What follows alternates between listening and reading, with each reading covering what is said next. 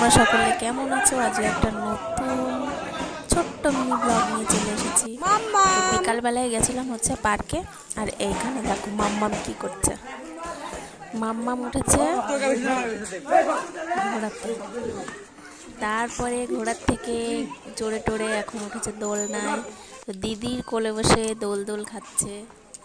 তারপরে দোল দোল খাওয়া হয়ে গেলে আমরা আবার বাড়ি চলে যাব। তার জন্য গেছিলাম হচ্ছে চণ্ডী মায়ের মন্দিরের ওখানে।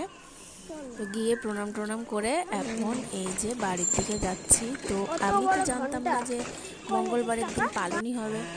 তো গিয়ে দেখছি এখানে এখন পাহাড়ের মতো নিমকি ভেজে ভেজে রেখেছে, তারপরে জিলাপি, বাদাম, মালপোয়া। তো এইগুলোই এখন নেব, কারণ মঙ্গলবারের দিন হচ্ছে পালনই। তো জিলাপি দাও। তো জানতাম না, গিয়ে বেশ ভালোই হলো। আর এখান থেকে কিছু খাবার নেবো, নিয়ে তারপরে এই দেখো যাচ্ছি বাড়ির দিকে। ওই সন্ধ্যা সন্ধ্যা প্রায় হয়ে গেছে। তো এই যে খাবার নিয়েছি, আর এখন নিচ্ছি হচ্ছে চপ।